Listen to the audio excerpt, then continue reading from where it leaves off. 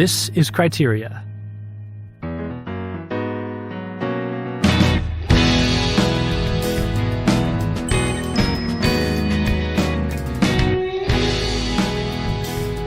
Hello, everyone. Welcome back to Criteria. I'm Thomas Miras. I'm here with my co-host, James Majewski. Hello, James. What up, Thomas?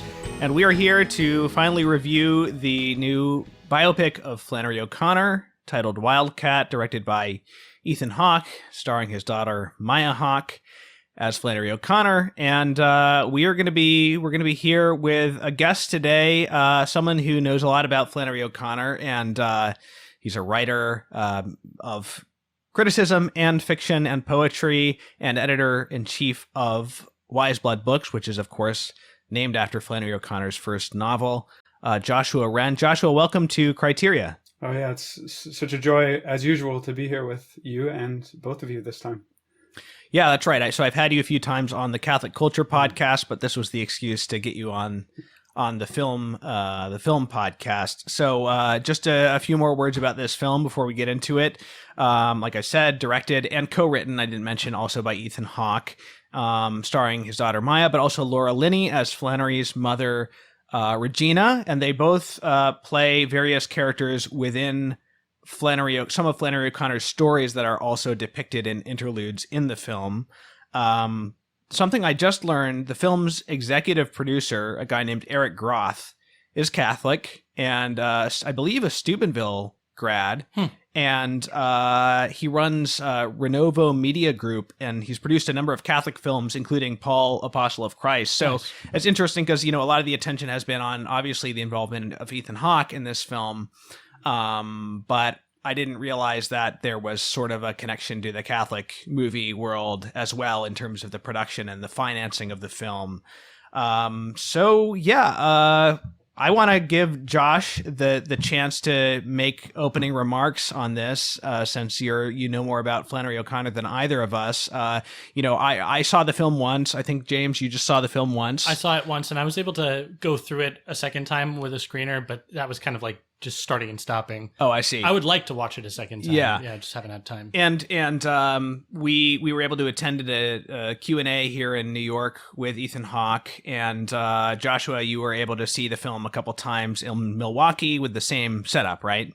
Yes, yeah. I kind of tried to diligently round up as many Milwaukee Catholics as I could to join me for both of the screenings, and part of the reason that I set out to do that is that I wanted to demonstrate sort of the as rousing of a support as possible for this kind of film.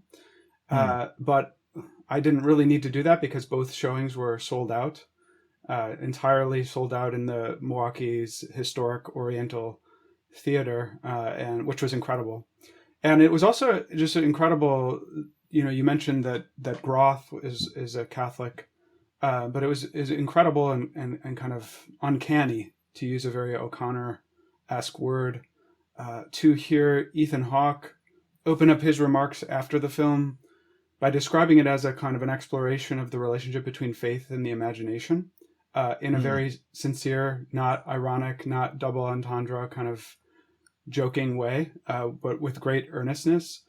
And also there was a part where he was sort of describing the act of making beautiful art as a kind of worship, a kind of prayer, he described it as.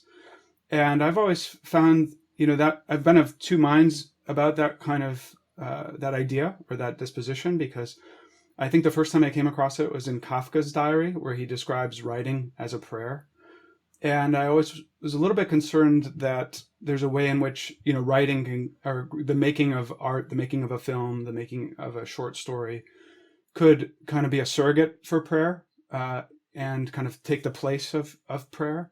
But I do think that this film captured the way in which there's a kind of, for O'Connor, she's a very unusual site of this intersection between faith and the imagination, in that, the film is constantly using her prayer journal, cites long sort of passages. She's reciting long passages from her prayer journal, which was published posthumously.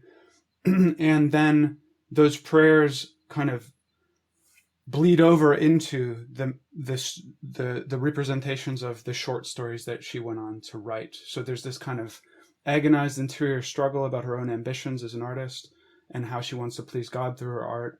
And then all of a sudden there'll be this kind of bleeding over into the very art that she doesn't believe that she's going to really be able to make well. And then it's sort of this idea that it's almost an answer to her prayer that she ends up being able to pull it off. So. Right. And it's been mentioned elsewhere that Maya Hawke sort of grew in her interest for Flannery O'Connor when auditioning for drama school, and crafted an audition monologue using elements from Flannery's prayer journal. And the film is very much made, in kind of the same spirit, utilizing sort of excerpts and collections from Flannery O'Connor's various writings and assembling them together in a way that is sort of narratively cohesive. And, she might say things in particular situations that she didn't actually say, but said elsewhere. And on the whole, I thought that was pretty effective. One gets a very strong impression of hearing from Flannery O'Connor herself. Yeah, I thought it really did her justice. Again, I mean, there are obviously a lot of liberties in terms of the film's chronology and setting and place and even person versus what actually happened in her life. But it seemed like the vast majority of them, at least, were justified as being in the service of, again, doing justice to O'Connor's nature and aims. And one of the great passages from her prayer journal that is cited, I'll just quote it here, is, "Dear God, I cannot love thee the way I want to. You are the slim crescent of a moon that I see, and myself is the earth's shadow that keeps me from seeing all the moon. The crescent is very beautiful, and perhaps that is all one like I am should or could see, but what I'm afraid of, dear God, is that my self-shadow will grow so large that it blocks the whole moon, and that I will judge myself by the shadow that is nothing." And then if I could just read one more line from that, "I very much want to succeed with the world, with what I want to do. I have prayed to you about this with my mind and my nerves on it, and strung my nerves into attention over it, and said, oh God, please." And I guess I would like to sort of bring that to bear on the film, in the sense that the arc of the movie begins with her sort of departing from New York to head back home to Milledgeville, Georgia. And she's talking with Cal, who is Robert Lowell. The film doesn't really ever, I think, make that entirely clear. It just sort of calls him Cal. And the movie gets a lot of sort of miles out of his character. But he begins with this kind of romantic interest in O'Connor, in a sense, by saying, Flannery, I love you, Flannery. But this is not a proposal. I have a lot of eggs to fry.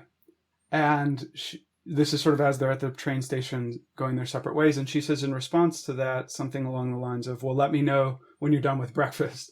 And I don't know if she ever actually said that, but again, I think that there are so many lines like that where it's this kind of, Robert Lowell really did write her that line in a letter. Oh, really? Okay. Flannery, I love you. Yeah, I had to go sort of investigate this, because I was like, did he really say that? And he did.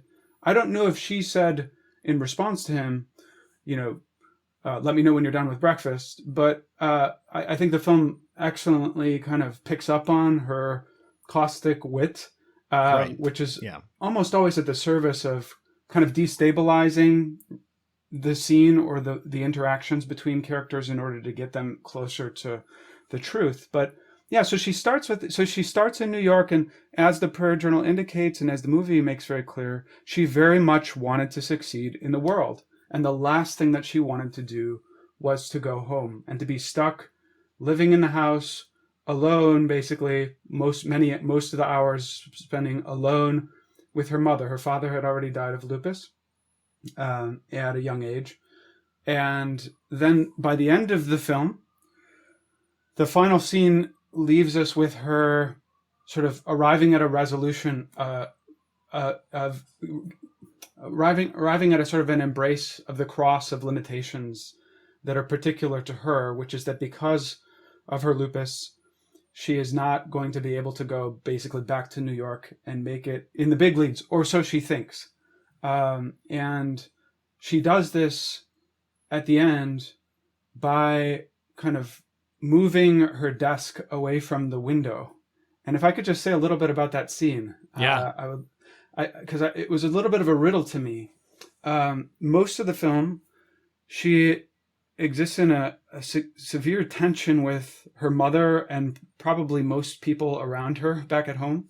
When she's driving from the train station to her house, her aunt is basically asking her if she's working on any cute stories these days. And, Right. you know, her mom later on says, well, why can't you write something that a lot of people will find pleasant and sort of comforting and satisfying? And so she, and her mom actually in her charity reads O'Connor's stories, but then is confused by them and scandalized by them. And, and yet at the same time, the film makes clear that her mother, Regina, has a kind of undying tenderness toward her daughter.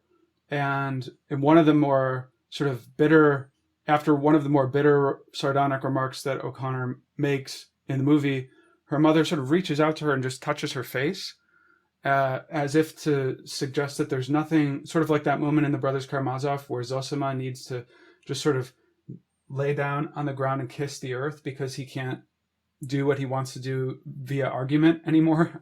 There's no real possibility of conversation or dialogue or argument. And so her mother just very beautifully puts her hand on O'Connor's face. And then soon after that, O'Connor, I believe that this is the correct sequence, but she falls down the stairs on the way up to her room. And then we see her kind of alone in the room.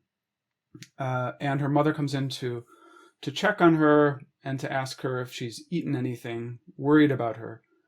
And when her mother leaves at that moment, O'Connor just very simply says to her, "Thank you, Mama." And it's a very sort of understated turning that happens in the movie. But it's also very clear because we've been habituated into seeing O'Connor's attitude towards her mother bereft of any kind of expressions of thanks or gratitude. She's just sort of like, you know, why am I stuck in this awful scenario with this difficult mother who I'm kind of dependent on, by the way, for everything from my massive lupus shots to massive needle lupus shots to the roof over my head. And then her mother says, you know, wow, in that same scene, her mother says, wow, what a beautiful view you have out the window. Okay. And then her mother leaves the room. So O'Connor, in response, sort of turns the desk away from the window. And I thought, what, okay, she just said, "Thank you, Mama." It seems like she's finally expressing some kind of gratitude for her mother. And then her mother leaves the room and she sort of seems to be acting in another defiant mode again. Sort of like, you know, you told me that it's a beautiful view out the window. I'm going to shift my desk around to show you. But I think that what is actually happening there is that it's not simply this kind of rebellion. It is that she has come to accept what Teilhard de Chardin, and I can't believe I'm, to be honest, quoting him positively, called passive diminishment. And this was an idea that O'Connor derived from Desjardins. She had a very complicated relationship with him. First, she praised him. Then she was wary of him, and she advised her friends not to read him because the church rightly kind of warned against reading some of his books. But he has this idea of passive diminishment, which is basically that you ought to try to get rid of all of the suffering in your life that you can. But after you've done your due diligence to try to get rid of it, that which remains, you must accept as a kind of passive diminishment. That's his phrase. It means a serene acceptance. And I think that the movie really beautifully dramatizes that passive diminishment that O'Connor was able to arrive at by the time that it gets to the end. Yeah, I think all of that's just super well observed. The relationship between... Oh, and sorry, before we continue, let me just say that we're getting some drilling outside of our window. So if every once in a while we might have to pause and like let the drilling stop, we'll let you know. But it's gone right now, so good.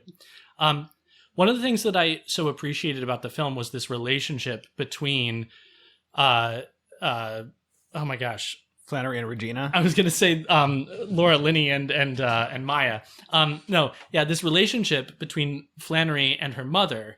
I think that the performances we get from Laura Linney and from Maya Hawke are just so good, and in particular, Laura Linney just does such an excellent job of threading this careful needle that it's clear the film wants to support, which is like a very nuanced portrayal of the mother that you cannot stand. You know, you can imagine a different movie sort of portraying the mother as the villain, basically, and overbearing and just doesn't understand her artist daughter who needs to be, liberated from the shackles of expectation and whatever. But what we get instead is, a very sympathetic portrayal and a kind of incisive look at how a parent can love and be, all well-meaning, and yet, and especially in the case of artists, be completely unable to sort of bridge that gap. And so in addition to what you're pointing out here in this ending sequence, one of the things that I so liked was this kind of like tacit acknowledgement that, for the artist, you really just can't take at surface level the well-meaning, suggestions of those around you. It really is coming from a good place in her mother that she says, yes, it must be so nice that you have this beautiful view. And yet, for the artist, there might be a particular insight that see, that's like sort of, it's kind of like a via negativa. Mm-hmm. You would think that because you are not an artist, but I am. And so now I know what I have to do. I got to turn this desk around, Yeah, that's a good point. Yeah. Yeah. And I really like that the film opens with these sequences at the Iowa Writers Workshop, pitching her book in New York, that we get this snapshot of Flannery as a young artist. Yeah, it's easy to forget this part of her life, so I really appreciated these parts of the movies and put everything else in context. Right. And it's also just easy to forget that this is what artists tend to do, which is like go to where the work is being made and try to hang with the people who are making it, And I appreciate for audiences, particularly Catholic audiences who are primarily interested in Flannery O'Connor as a Catholic writer, to sort of see that Catholic artists in a lot of the time kind of have to or want to hang in these kinds of circles, even when they're really intent on doing something different. And so I thought that arc was very nicely traced, because of course, you can try to hang in those circles, but if for whatever reason you're sort of prevented from doing so, there's no reason at all that these gifts and this relationship with like the creator, the artist, this relationship with our Lord shouldn't be able to bear powerful fruit. And I know artists like this who are world class, but are sort of hidden. And I think it's a nice analogy for the life of faith and for saints. Terrence Malick, we've often talked about his film A Hidden Life, and this film kind of ends up being about a hidden life. Yeah, I wanted to say how relevant I think this film is in terms of breaking down all of the different struggles that artists and Catholic artists have. I think that people talk about all of the challenges of being a Catholic artist, whether that be how to make it in the world or how to develop a certain skill level while being in an artistic environment that may be hostile to your faith, or things like that, or even financial issues or funding, patronage, things like that. But I think honestly one of the hugest things that any artist has to deal with is how you were raised, and encouraged or not to pursue your gifts is the decisive factor for very many people in either achieving greatness or not pursuing the arts at all, or you know what I mean. So I think that for this film to portray that in a nuanced way, but that is like very clear in terms of like its depiction of what artists kind of have to do, is extremely helpful. And then of course dealing with that in the context of the faith and prayer and artistic ambition versus worldly ambition, sort of like the ambition of vanity versus the ambition, like the inherent ambition to do something great for God. You know, all of those things are present, and I know that Ethan Hawke, as you said, was trying to deal with that, but because they did their homework so well, and had a true understanding of where Flannery was coming from, I think that what you get is a picture of that is not really basically not diluted at all from the things that Flannery was talking about. I mean, I haven't read her prayer journal, but I've read everything else basically. And the film uses her letters, and you know, I know enough to tell that this film really, like, it does her justice, as you said, and I think that that's not just at the service of historical accuracy, but it's at the service of dealing with these themes that are so important. So I think this will be a very helpful movie for a lot of people to see. I have so many thoughts in response to many things that both of you just said, and I guess I'll just begin with this latter question of the relationship of art and faith. And I think, you know, as much as we've talked about that through many conversations, I've spoken about this with you, Thomas, and many people over the years, it seems like there's always something more to say. And with regards to this movie, I don't know what Ethan Hawke himself believes, you know, whether he has any kind of faith, if he's agnostic or an atheist. I have no idea. But I do think that the notion that someone who is not practicing the faith is somehow occluded from imagining what it would be like to have faith is a misguided notion. And this film, I think, really captures that in the sense that, right, I mean, just like a good Catholic writer should be able to imaginatively and sympathetically enter into what it would be like to exist as an atheist and to write a character who is atheistic. I think that an atheistic or an agnostic or a sort of wandering, sort of wayfaring searcher, if they're a good artist, should be able to enter with great sympathy, accuracy, and kind of a compelling force into the mind and the soul of and the heart of someone like O'Connor. So that's one thought. And then also, I think with regard to her relationship with her mother, you know, Thomas, you made the observation that the fate of an artist has a lot, maybe more to do with sort of reckoning with where you came from. And O'Connor has a great line about artists. You know, if you've survived your childhood, basically that you know, if anyone who's lived to the age of 8 and survived his childhood is basically has enough material from which to draw for the rest of his life, she says. And you think of someone like Dickens, right, who just seemed to go back to these sort of experiences of his childhood over and over again across multiple novels. But then in this, I think there's also this question of, right, a lot of times the artist is an outsider, is a misfit, in O'Connor's word, and that can lead to a kind of romantic sense of alienation from everyone else and a kind of forced distancing of oneself from the rest of society and also from your fellow mortals, which results in ultimately a sort of loss of charity, loss of virtue. Right. You know, one of the only ways that we can grow in virtue, and especially the virtue of charity, is to be around people who it's difficult for us to be around. And who is it oftentimes the most difficult for us to be around? Well, the people who are most alike. And who are the people who are most alike? Probably our parents, right? Because we inherited both their merits and their sins. I mean, I see it every day in my own children, all of the sins that I'm very successfully passing on to them. And hopefully a couple of the good things too. But there's a way in which, right, if we move away, right, sort of, so to speak, metaphorically, leave, metaphorically, and please understand me that I'm saying this metaphorically because I'm talking to two New Yorkers, and I don't mean to take you down here, but metaphorically leave Milledgeville to go to New York. I think, right, one of the things that we never would have to do is reckon with our family. And if we don't have to reckon with our family, then ultimately we don't have to reckon with ourselves as on deep a level as we need to, which leads to this, that I think that, you know, Hawke sort of pointed out that there was, in his talkback, that there was a kind of logic to the sequence of the stories that the film enters into, right? So as we mentioned earlier, it's a biopic.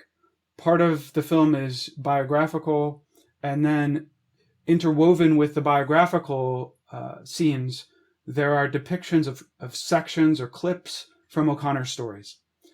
And there is a logic to the sequence. Toward the very beginning of the film, or at least earlier, they enter into, imaginatively, O'Connor's story, Revelation. And at the heart of O'Connor's story, Revelation, is Mrs. Turpin, who is a kind of conceited, self-important racist, basically, also. A woman who is kind of genteel, and you can think of her as being very much a transposition into art of the worst of O'Connor's mother, Regina, right? She has this kind of tacit or sometimes explicit racism. She's very genteel. You know, when O'Connor in the film biographically comes home from New York, on the train ride home, she was cold, so she stuffed copies of the New York Times into her jacket to stay warm. And when she sees her mother, she starts pulling it out, and her mother is scandalized because she sort of looks like a hobo. And you can think, yeah, Regina would be the kind of person like the grandmother in A Good Man Is Hard to Find who wants to die in a lady's dress so that everyone can know that she was genteel. You know, that's sort of like what really matters on the one hand. But then as the movie goes further into O'Connor's sort of reckoning with her own ambitions and temptations and sins, instead of the story being the story that the film imaginatively enters into being primarily a satire of her mother figure, it ends with Good Country People, which is mainly a satire of someone like O'Connor. Joy Halga in A Good Country People is a character who, you know, sort of literally, there's a hilarious scene, and I know that I'm not going to be able to do it justice because you can't believe that what I'm about to say is hilarious, but there's a hilarious scene in the story where Joy Halga, her name was Joy, given name Joy, and she changed it to Halga when she went away to school and became an intellectual, as O'Connor would call it. And her mom walks into the room and says, you know, kind of trying to figure out what she's reading, and she picks it up and she reads it, and it's this kind of obscure passage from Heidegger. And she's, you know, what in tarnation is this complete nonsense? And this just reinforces Joy Halga's intellectual vanity. But then, of course, Joy Halga tries to seduce Manly Pointer, and Manly Pointer rips off her wooden leg and has his way with her, leaving her very vulnerable. So it's actually a story about the sort of the undoing of the prideful artist or prideful intellectual type that the movie ends with. And what I would like to suggest there is that I think that the movie is tracking an idea that I first came across in René Girard's Deceit, Desire in the novel, which is this, that mediocre artists transpose into their works of art basically a 1-to-1 ratio of their lives, which is that their enemies in life become the bad guys in the film or in the novel or in the painting, right? Yeah. But then as an artist becomes great, and this is necessary if an artist is to become great, that the villains or the characters who are the objects of satire or the characters who are deeply flawed in the novel have to become a kind of transposition of yourself, of the artist's self, right? And the reason that has to happen is because you can't make great art without that sort of humility. And humility only comes from as St. Bernard of Clairvaux says, right? Humility only comes from humiliation. And you kind of have to, in a sense, humiliate the worst of yourself through these characters in order to render the truth honestly again and fully. Yeah. Yeah, the other side of this coin of how well this relationship is portrayed in the film is the sort of nuanced portrayal of Flannery herself. And, you know, just as we don't get a caricature of the mother as a villain, we also don't see Flannery as this sort of unambiguous protagonist or heroine. You know, there are times when it's almost like you're on the mother's side, and you just see, wow, that's just like downright nasty. But this is just such a good point, because while artists are often met with misunderstanding and need to sort of cultivate an appropriate distance from or detachment from the opinions of others, the danger there is a kind of exceptionalism that, as you say, breeds a lack of charity. And I think that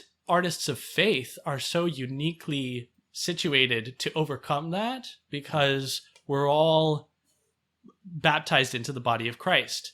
And so you were talking about, who do we have the most, who are we most alike? And, well, hopefully the answer is in a sense, Jesus. And we all share that. And so I think about this fraught relationship sometimes for Catholic artists with other Catholics, or, other Catholics with artists. And Yes. One wishes that relationship wouldn't be so mired in pride. And I think that this film, when I watched it, it was so inspiring on so many levels. Yes. And that was one of the things that told me that they had hit the nail on the head here. But yeah, on this point of kind of not having to get away in order to do work, not having to overcome the limitations that are in your life in order to make something great. That's like such a deeply, deeply encouraging message for artists. And I think particularly Catholic artists who can sometimes, rightly or wrongly, feel stifled, whether by, a certain expectation among family or Catholic circles, but also whether among a certain, pressure in the world to make it in a particular way or to cultivate, particular attitudes about Yes. art or whatever, Yeah. And I think that this film is just such a good counterpoint to a lot of the work that we've seen in recent years, that endeavors to differentiate itself from bad Hollywood movies of nowadays, without mentioning anything in particular, or maybe it's not so bad if I beat up on Cabrini a little bit more, the film that is, but that movie, one of the reasons why I was so disappointed in it was that it seemed to kind of cave to a particular worldly bias about what you've got to do to make a great movie that a lot of people are going to see, and what we see here is not that, Yes. Yeah, I mean, this is one of the first thoughts I had after seeing the movie was that this sort of proves the Cabrini thesis wrong. That in order to make a movie for a non-Catholic audience, you have to downplay everything about the Catholicism of your subject matter. Whereas this film leans totally into it. Now, obviously, it helps that they had Ethan Hawke behind it, and more people were going to be interested in seeing it for that reason. But nonetheless, the essential equation of the accessibility and the quality of the work and the quality of its portrayal of religious matters, remains the same. Right. Yeah, and I wonder if that has something to do with the vantage point of the artist, right? The place from within which you stand. And so, oftentimes a Catholic artist who thinks that they have to compromise in order to make it, they're doing so because they feel like they're in this tiny little ghetto, and they've devoted hundreds of thousands of hours of their life to making this good thing, and they don't feel like it's getting the reception that it merits. And so then it's sort of like, well, okay, well, maybe if I compromise more and write something that will be more palatable, that could actually get more traction, then it will finally, this will all be worth it. Whereas someone like Ethan Hawke, I mean, you could say, doesn't need to prove himself anymore, if that makes sense. He doesn't need to be accepted into the mainstream. And that's I think that's worth really chewing on. And also, there's a way in which the film reckons with this problem through O'Connor herself. So there's a wonderful scene in the movie where she is walking by Robert Lowell's house, and he has this party. He's out there kind of drinking alone by himself. And he begs her to come into the party. It's his own party, and he doesn't want to be there. He says, Flannery, you're the only one who I can have a conversation with that's not sort of sordid, right? Or that isn't going to be filled with gossip. And this is also really interesting because it enters into this this question of, right, sort of isolating yourself versus rubbing elbows with people who you normally wouldn't, and being a sort of witness in that regard. And a witness she is in multiple ways when she goes into the party. It's clearly very difficult for her. She's a wallflower by nature. Maybe she had one or two drinks that allowed her to tell funny stories about training a chicken to walk backwards when she was a child. But then very quickly, her peers are sort of counseling her to not use the N-word in her story, because, if she uses the word Negro instead, then the larger literary world is more likely to accept her. And she basically says, right, the truth does not change according to our ability to stomach it. And the people that I'm writing about would never use anything but the N-word. So no, I'm sorry, I'm not going to change that. And then, of course, later on at that same story, it's grafted into this film. This obviously happened at a different point in her life biographically, but the famous instance where one of her interlocutors says, oh, I love the Eucharist, but I love it as a symbol. And she says, well, if it's a symbol, to hell with it.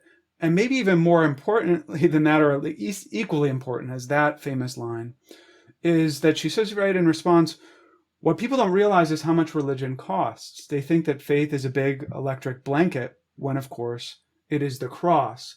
It is much harder to believe than not to believe.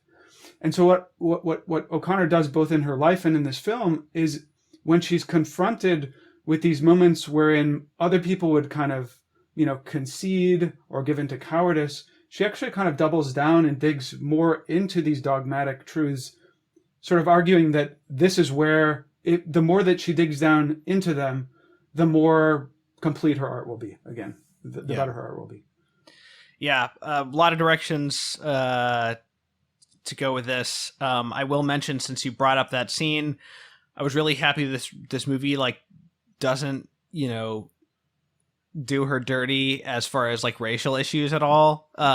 It to the point that even some Catholic critics were this felt that it gave her too much of a pass, which I don't agree with, but it doesn't shy away from racial issues per se, but it doesn't sort of go out of its way to problematize Flannery in that regard. And, I think that, she obviously knew that she had some limitations in her life experience and things like that, her ability to relate to, Black people in the South that she came across. But at the end of the day, it's not a sin to dislike James Baldwin. We have to stop acting people are allowed to have likes and dislikes. Yeah. What matters is how you treat people. You know what I mean? Yeah, So not to go off on a whole tangent about that, but I felt that the film was exactly dwelt on it exactly where it was important to dwell on it, and didn't where it wasn't important to dwell on it, basically. Yeah, and again, I think so. Ethan Hawke directly addressed that in the talkback, and to be totally honest, he did come outright and call her a racist. But the film didn't really reflect this kind of moralism of that kind. And I will say that in spite of the fact that he called her a racist, he also sort of conceded that, well, it's not that simple. And the way that we typically deal with these kinds of problems, these marquee, whenever you have a marquee sin, racism is one of the marquee sins of our time. It's the one that is blasted on every movie theater sign right across our culture. And we act as if other sins that are objectively much more egregious are actually inconsequential. That's one of the big problems. And Hawke kind of got at that. And then he said, normally what we want to do is we want to call someone racist and leave them sort of a caricature. And he said, if I did that to my grandmother, it would be an egregious wrong, right? My grandmother might have sort of racial inclinations or whatever, but racist inclinations, but it doesn't mean that I should sort of sink her or something like that. And again, O'Connor in her own fiction, which is, really her legacy, in her fiction, she is reckoning with these temptations and these struggles to sort of isolate out or to dismiss people just based on this accident of racial difference.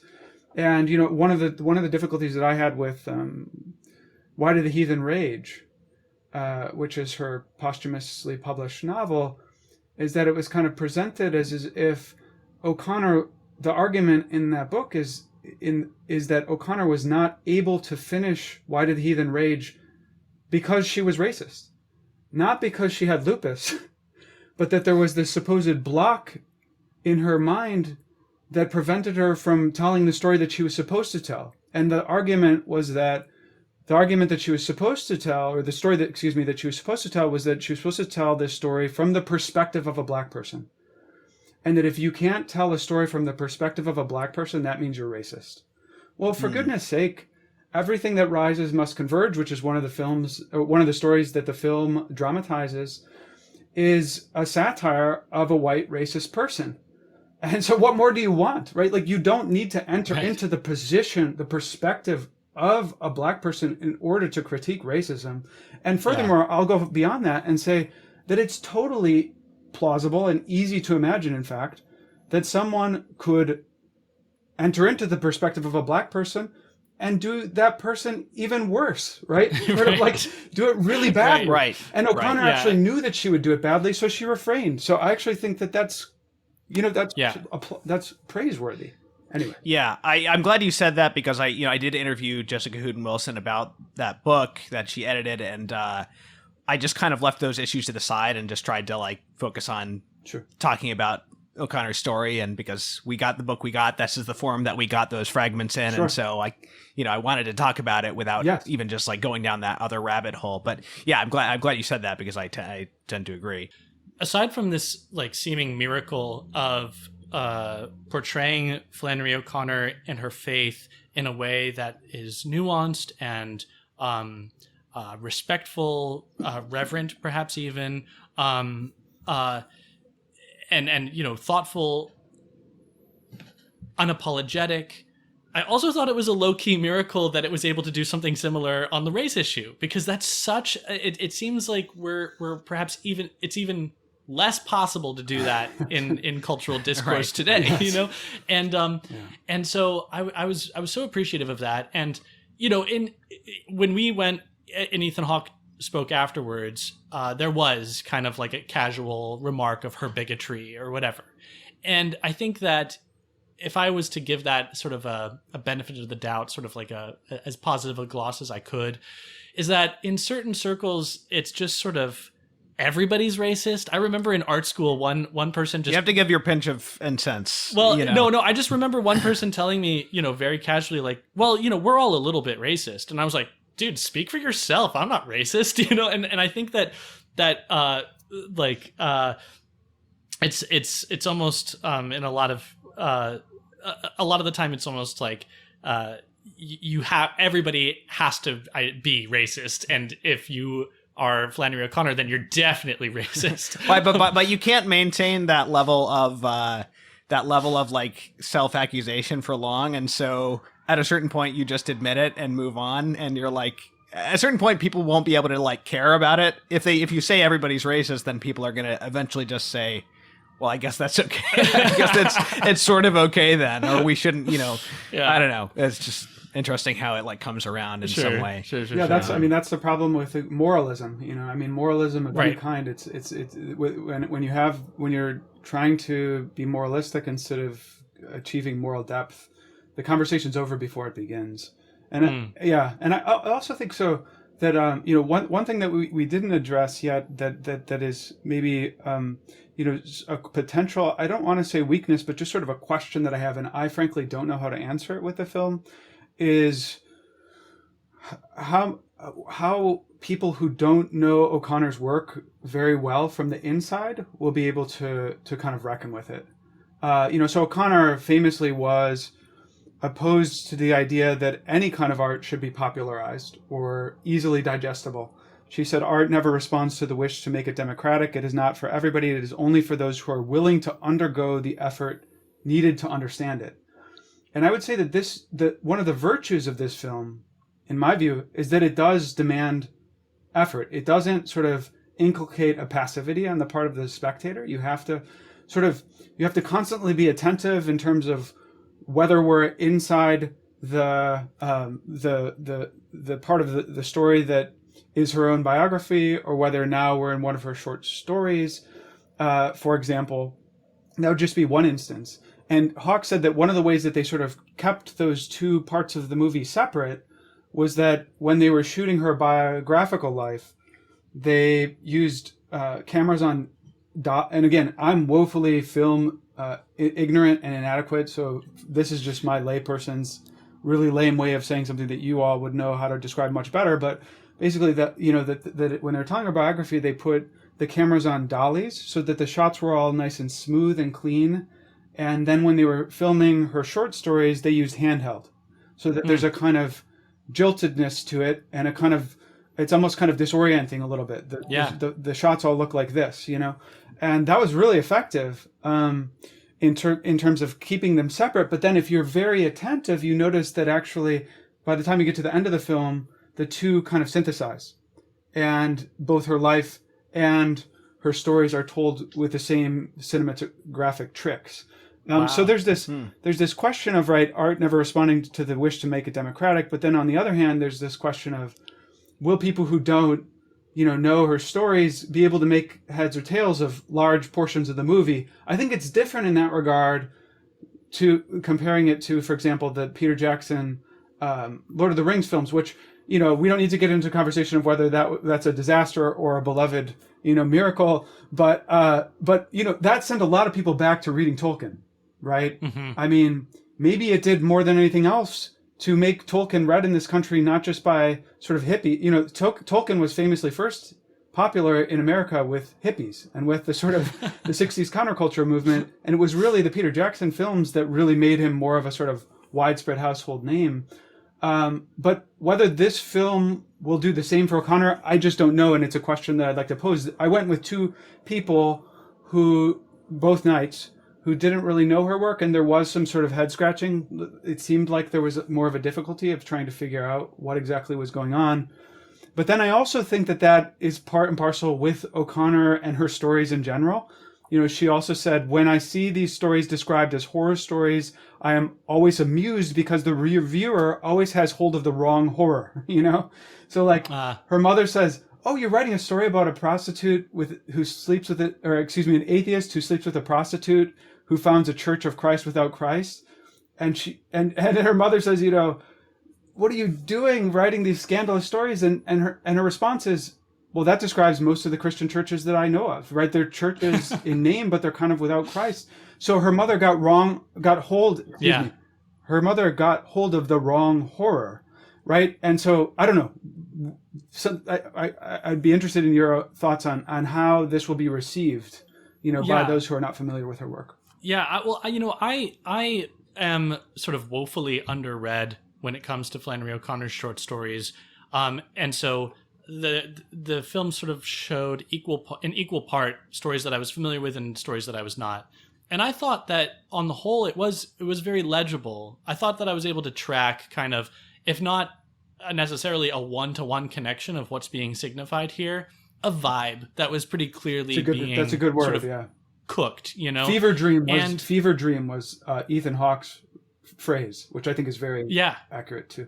For sure. Sorry. And I also thought another area in which the film so succeeds is nailing the humor, which is not easy to do, and so that it's able to sort of represent fully sort of represent visually the grit and the kind of Americana of Flannery O'Connor's short stories, and then also the kind of uncanny, the weird, surreal elements. In fact, the film itself utilizes some sort of more surreal elements in the beginning and the at the end in particular, and places throughout. Things that are non-literal, there's not actually a peacock's tail, blossoming behind her, but are impactful and seem to me to be signaling. They all come together to create a kind of atmosphere that Yeah. is perhaps more important even than the discrete elements that are being communicated. That's a really good point, and I also think that sort of your remarks make me realize one other thing, which is that the film excellently renders her famous accentuation on the violent, right, in her stories. In the imagining of Parker's Back, where the character Sarah Ruth, at the end of the story, when Parker tries to impress her and win her over by getting a tattoo of Christ on his back, she beats him with a broom.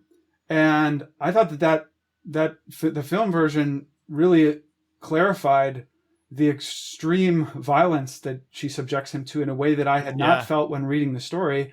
Wow. We see him basically falling over as she's beating him, and then we see the door banging against its hinges right as she beats him more, and there's this really painful sort of experience that you have as he's going through his own kind of crucible.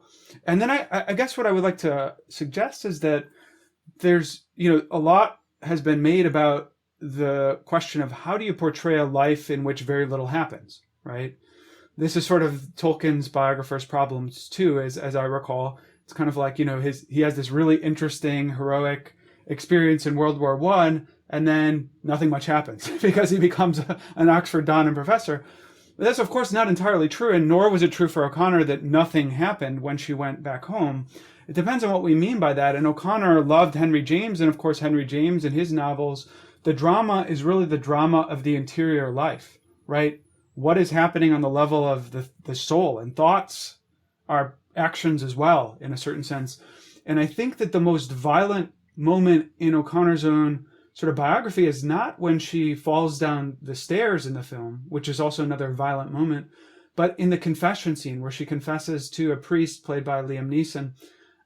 And it really is this almost moment of kind of divine madness, almost, where she, right, is overcome by all of the difficulties that she's experiencing, and she's just melting down with great vulnerability and honesty in his presence.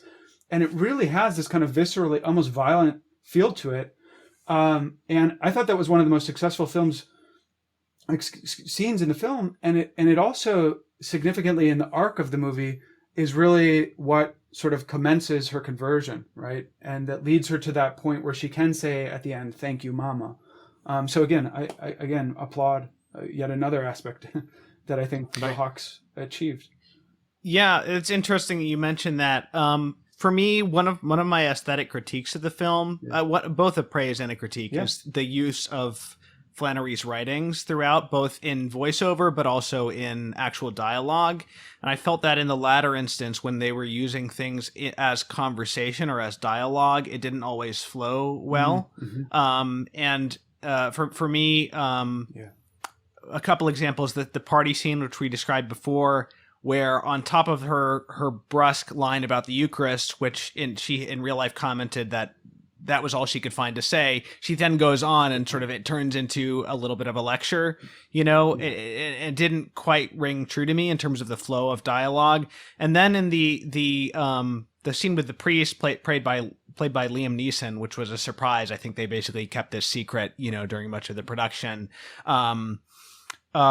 It's this scene of great vulnerability from her, and it's using lines that I guess are from, to some extent, from her prayer journals and maybe from her letter as well. Yeah. So, for example, just an example would be, instead of more knowledge bringing more clarity, more knowledge brings more mystery. Right? Would be an example of that. Yeah. Is that from the prayer journal? I believe it is, or it's definitely from one of her. It's a Flannery sentiment for sure. So the way that some of this stuff is kind of collaged together for me, and this is somewhat subjective, but for me in that scene, it starts off really powerful. And then as more and more things are kind of chained together that don't quite seem to follow from one another, I felt that the energy of the scene gets dissipated, and I just ended up having trouble following it, because suddenly it starts to feel less like a vulnerable confession and more of a rant. Like now she's talking about her mother, and to me it began as it went on. It felt like a disjointed rant where the vulnerable energy kind of dissipates pretty quickly, and that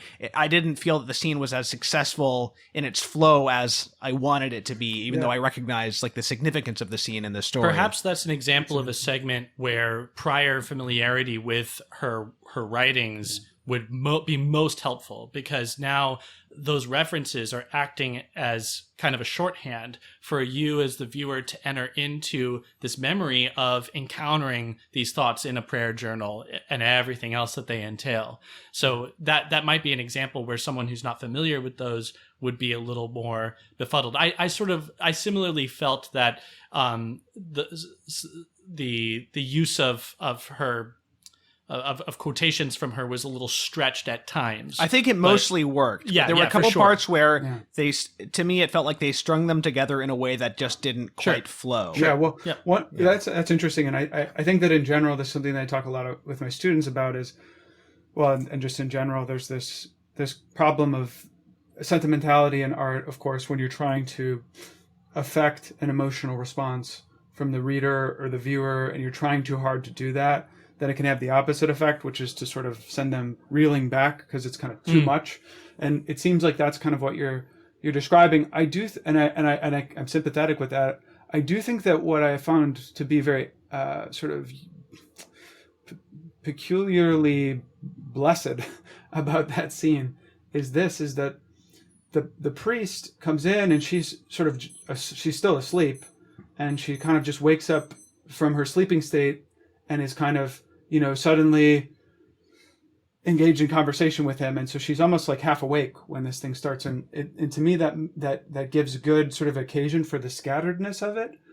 And then what I love is that, normally when we think about confession, right, confessional poetry, or any kinds of confessions that are outside of a sacramental context, one of the problems with it is that it can become this emotive, therapeutic experience that kind of is a surrogate for truly taking accountability and responsibility for your sins and giving an accurate account of them and just sort of feeling very intensely about them. Right. And what I really loved about the scene is that the priest sort of lets her basically fall apart on him.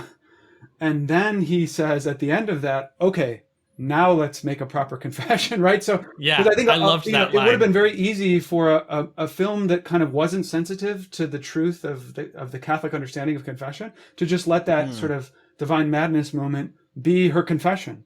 But he sort of says, wait a minute, all right, now you got that out. Now gather yourself and make a real confession, and I will give you absolution. And then, I also love that then the film that scene stops there, so that it gives the privacy of her confession the seal of the confessional. Interesting. Yeah, for sure. That's a good point. I kind of didn't pick up on that. Yeah. I think the line might have been, now let's hear your confession, which if that is the line that I'm remembering correctly, it's just hilarious because it's like it leaves the audience thinking, well, what did I just hear? But I also picked up on that in the moment and thought, oh, that's great. I'll also mention that Ethan Hawke said that in his view, the story Good Country People was her real confession. Yes. But that was what comes next, I think, in the movie. It comes sequentially right after that scene with the priest. I see. Yeah. So it's sort of showing the way in which they're all interwoven or tied together. That movement of her soul again is tied together with the movement of soul in the story. Yeah.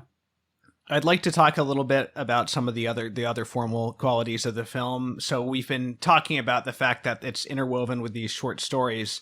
On this podcast, we've talked about how we often are underwhelmed by the whole genre of the biopic. It tends to have a lot of limitations. It tends to just be a lot of the time either just like a collection of facts or like telling you something you already know. So at best you're sort of recognizing something familiar, but not really having much revelation from it. There's like a poetry that often gets lost in the biopic genre.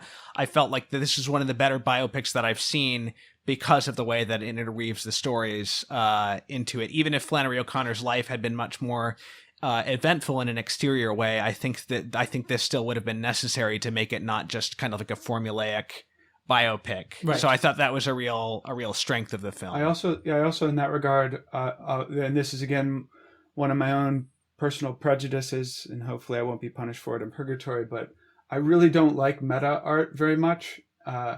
And so the idea of like sort of making art about art or art about artists.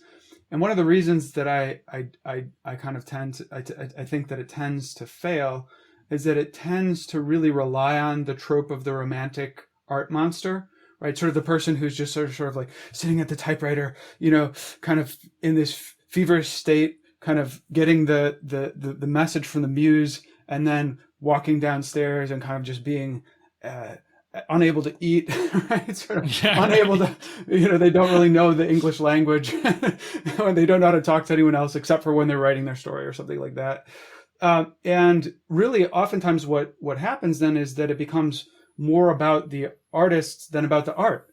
And again, any artist worth their salt would say, absolutely no, that is not the way that this should go. Yeah. It should be that the any crucibles that the artist undergoes are always at the service of the thing well made that's going to be left behind. It's and not to say that what happens on the level of the consciousness or conscience of the person doesn't matter, but again, relative to the art, it's the art that we should be focusing on. So again, I applaud that decision as well, just as you had said, Thomas. Right. Yeah, that makes sense. And it is a particular problem with a writer because one would think pretty easily, say with a musician, like, oh, okay, well, we'll just include some of their songs, in there, and we'll see them recording this smash hit. Or a dancer will just they'll do this dance. But that's also just not very interesting. I know. I tend to think if you've seen one of those, you've seen them all. If you've seen the dancer practicing, or the person writing drafts at their desk, or the person with the canvas, right? To me, it just seems like it's the bad kind of repetition. For sure. Let's see Gandhi doing his hunger strike, Yeah, but I think that what we get here is something that's very sensitively done and sort of spills over even outside of the little vignettes where we get the story, and goes back to what we were talking about with the fever dream and this sort of this atmosphere that's created, So another aspect of these is we mentioned the double, the casting of Maya Hawke and Laura Linney and maybe even others in multiple roles. And, I can see how in some movies about some, fiction writers, it would be awfully presumptuous to just cast the same actor as the writer and a character in their story because of everything that implies, right? I think, though, that it seems to me that just about everybody who knows and loves Flannery O'Connor kind of admits that she is like doing a lot with situations from her life in her stories, and that there's these sort of repeating tropes that happen in a lot of her short stories. She spent a lot of time with her lupus in waiting rooms of hospitals, for example. Right. It's no accident that there's a hospital scene in Revelation, right? So, to me, it didn't feel like such a stretch in the case of Flannery O'Connor to do this. I think it kind of makes sense, and it does so in a way without reducing her short stories to merely she's processing her own issues as she's writing. And that's the real weakness of that, and that's the take on that relationship that I again resist with all of my might, is that somehow if we find out something about Proust's life, the point of reading In Search of Lost Time is to find out what Proust was struggling with psychologically or something. And again, that just seems to me so misguided. And so on the one hand, I think that it's a literary criticism 101, that we should never assume that a character is the author. Never. But there are ways in which, if we have enough evidence that it's demonstrably provable that there is an interrelationship, then I think that it's an interesting thing to explore, as long as we don't sort of leave it at that, if that makes sense. Right. Yeah. And it's like you were saying too, it's especially, you're able to do that more if the implication is not that this character is a mouthpiece for the author. Exactly. Like what's happening, you know, in this is you're seeing how she's drawing from her life experience in her stories, which is obviously something that everybody admits that writers do. Yeah. Right. But what's not happening is in any of her stories is like, this character is just a mouthpiece for Flannery O'Connor, or this represents her uncritically or something like that. So insofar as it is in the story, there's the complexity of self-criticism or whatever else that, you already discussed. So, well, yeah. And again, it's just, to put a little bit of a finer point on it, it's, what we want to avoid is, for example, assuming that, because Dostoevsky wrote the character of Raskolnikov in Crime and Punishment, therefore he murdered someone. You know what I mean? Or because, well, in the case of Ford Madox Ford, the good soldier, that he struggled with adultery. Well, I guess, in fact, he did commit adultery. And so the fact that he, dramatizes adultery in The Good Soldier, there is a connection there. But I would never want to just assume that. Do you know what I mean? Mm-hmm. It's more of something that you have to kind of do due diligence and like look into, do some digging. Yeah, I mean, on the other hand, like there is something to be said for the fact that when you read all of Flannery O'Connor's stories front to back, and we may have talked about this before, like there does seem they do become repetitive at a certain point, and that doesn't mean it's a problem with any one story, but like there's arguably some limitation in subject matter, and so I don't know if you would agree with that, Josh, but I think that like insofar as somebody would take issue with this movie doing that, it wouldn't be any more than you would take issue with Flannery O'Connor's like output doing that. Yeah, no, I think that makes a lot of sense. I mean, one exception where there isn't a sort of intellectual kind of figure to be satirized is Parker's Back. But other than that, I think the film did everything that Rises Must Converge, Good Country People, Revelation, all of which have sort of these intellectual characters who need to be. What was the one with the half-witted daughter? There's another exception. Very good point. The life you save may be your own. The life you save may be your own. Yeah. And with regard to that question of the, let's say, formulaic nature of her stories being limitation, what I've always thought about in that regard is actually Thomas Merton's reflections on Flannery O'Connor after O'Connor died. And he said, when I think of O'Connor, I think not of someone like Hemingway, but rather someone like Sophocles. And I think that one of the things that insight is pointing us to is if you read a Greek tragedy, if you read all of the Greek tragedies by Sophocles, there is a kind of formulaic nature to them. I mean, people undergo violence of varying kinds. Sometimes you get your eyes plucked out. Sometimes you're left in a cave to starve to death, for example. But you can reliably count on the moment where that sort of level of extreme violence is going to happen. And I think that in O'Connor, it's similar. Right, it's similar in detective fiction as well. Sometimes the formulaic can become a limitation in the sense that it feels predictable to the point that it's kind of boring, or predictable to the point that the element of surprise is completely robbed. But then sometimes it's more a matter of sort of there's something about what O'Connor is saying, I think, through the repetition of this structure, is that the structure itself is uniquely capable of revealing something about human life that only that structure can reveal. And she's doing it, with multiple faces. Speaking of multiple faces, I think that's another way in which the use of Maya Hawke as both Flannery and her characters is a strength. Because one of the great skills and gifts of the artist's imagination is just, it's kind of a truism, but just the ability to enter imaginatively into the vantage points of other people besides yourself, people who are sometimes very different from yourself. So, Joy Holga might be like O'Connor, but Sarah Ruth isn't really very much like O'Connor, and Lucinel is not very much like O'Connor, but she successfully is able to imaginatively go into these people who she's not in her real life have that much in common with. Yeah. If I had to make any other critique of the film, it would be I don't like the way it was colored. I don't like the sort of the color tinting of it, or the I guess the overall look. I think it worked better in her stories than in the real world portions, but I just felt like there was too much of a kind of like a when they're in the train station, everything's blue, like their faces are blue, that kind of thing. I just thought it was kind of like ugly looking, in that respect. I maybe somewhat, subjective. Thomas, I think you're blue. It sounds like you're bluish. Yeah. But yeah, I think it was maybe overdone to sort of create a mood or create like the time period or something like that. But well, that's what Hawke said actually in one of the talkbacks. He said it was not so much a mood for time period, but I can't remember which is which because here are my notes that I was scrolling in the dark without being able to see, and they're totally useless.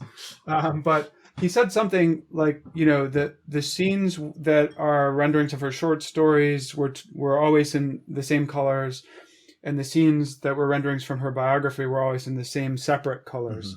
And so there was this intentionality between keeping the two apart by use of color, but I see what you're saying. Yeah. Yeah, I don't know what you thought about that, James, but yeah, I mean, I think that I thought of it as another example of this sort of tendency with films that I lack the technical competence to be able to diagnose accurately, but they're just feeling too pretty. People who've been listening to these episodes will have heard me say this before in similarly ambiguous terms, but there's just something about the polish that sometimes feels too the artifice is too apparent, but I wouldn't have mentioned it probably if you didn't ask me. I thought that in general the film looked good.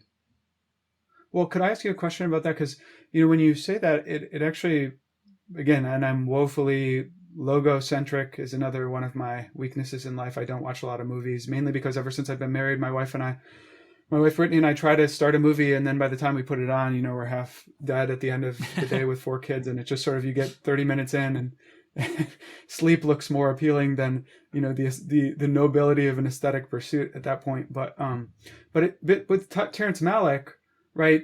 So how because there were parts of the movie that reminded me of something like Hidden Life or Tree of Life, but what is it that allows that not to become a kind of excessive aestheticism in Malick, where in other films, maybe like Wildcat, it is a kind of, I think I would call it like an aestheticism, almost like an indulgence in the aesthetic element, the superficial level of beauty for its own sake. Almost. Yeah, and I wouldn't level that accusation at this film.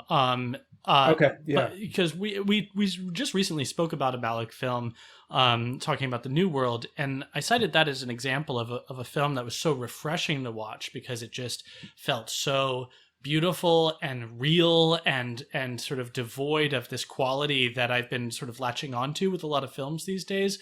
And so I do think it's a technical thing. I do think that it boils down to the way things are lit, the equipment that's being used to shoot.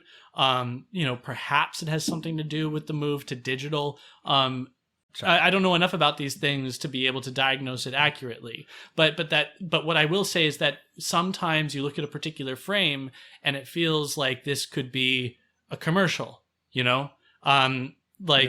because you see a lot of commercials and there's a certain excellence of craft that's on display in especially high-end commercials.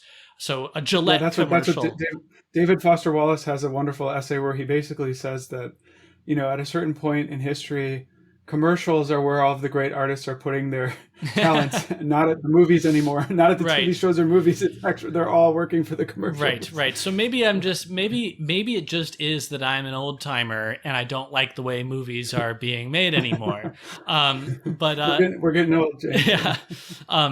But no, I think that I wouldn't level the accusation of a kind of, aestheticism here. I thought that, there were a lot of really nice moments. For instance, we get some repeated shots of Flannery going upstairs to her room, and we're in this kind of cramped stairwell, this cramped corridor, and it's framed thoughtfully with her in the center, but you feel the kind of the claustrophobic this claustrophobic sense, Yeah. and also this like very flat,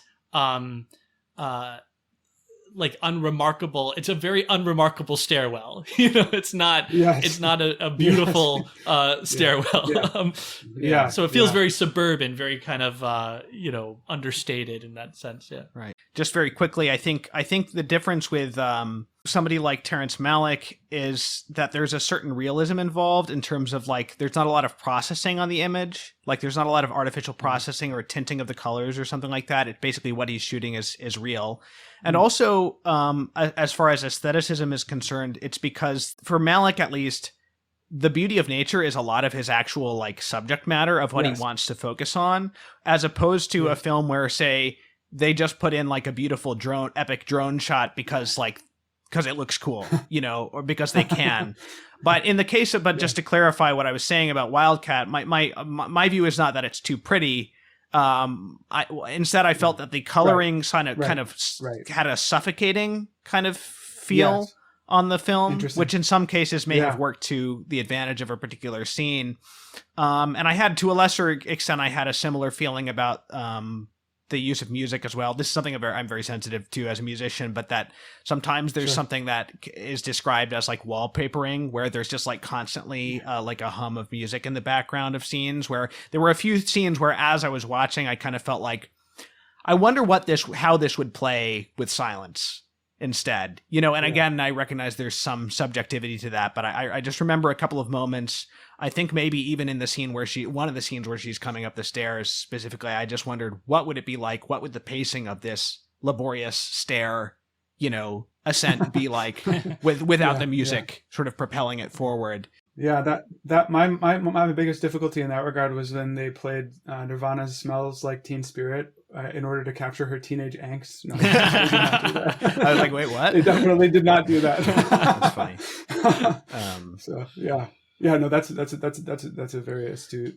One element of O'Connor's life that I think that Hawke said that they were trying to introduce into the film that didn't end up working was peacocks, and so. At the end, and this is maybe one of my few critiques of the movie, and it's more of a comic critique because it's not really that consequential, but at the very end of the movie, right, you see sort of O'Connor looking at the camera, and then the peacock's feathers, sort of this ethereal, almost cartoon version of peacock's feathers kind of appears behind her like a halo. And maybe that was compensation for what they actually set out to do, which is much funnier, which is that he wanted so badly, Hawke said, to shoot a scene with peacocks in it, and everything was going wrong, and he felt like it was Flannery O'Connor having her revenge on him from beyond the grave, because it was actually for example, it was a very cold day, and that was another reason why they couldn't shoot the film The River, or the film version of the O'Connor story The River, where a boy is baptized in the water, because there would have been legal issues with dunking kids underwater in that kind of temperature. But then with the peacocks, what happened was he first wanted to make sure that they weren't going to attack Maya, his daughter, because peacocks can kind of be vicious. And so then they were trying to shoot the film, by putting the peacocks inside of this screened porch. And everything was going wrong. And finally, the peacocks just took off, and they flew up into a tree. And they had to bring in something like the fire department or somebody with a really high ladder. And meanwhile, the hours are ticking by on a very low budget film, right? And they just couldn't do it because time sort of ran out. And it was hilarious because, people were sort of saying, well, can we spray water on them to get them down? And then everyone was suddenly, working for animal rights advocacy and saying, no, we don't want to hurt the peacocks. And Ethan Hawke turned to the guy who lent them the peacocks, the farmer, and he was like, do you think that they could handle, being sprayed? And he's like, well, they get stuck outside in the cold and the rain all the time. I don't think there's a problem with it, so, but another thing that I just want to point out that came through in that comment from Hawke is that, and he enunciated this, is that this is a low budget film, relatively speaking. And so when we think of something like Tree of Life, I imagine that's a lot of material resources needed to go into that. And one of the reasons that Catholic art oftentimes fails is for lack of material resources, right? And it's not to say that, I'm a Marxist or something and I think that material causality is the only cause, but like if you don't have the material conditions in place, oftentimes you don't have what it takes to make the good art.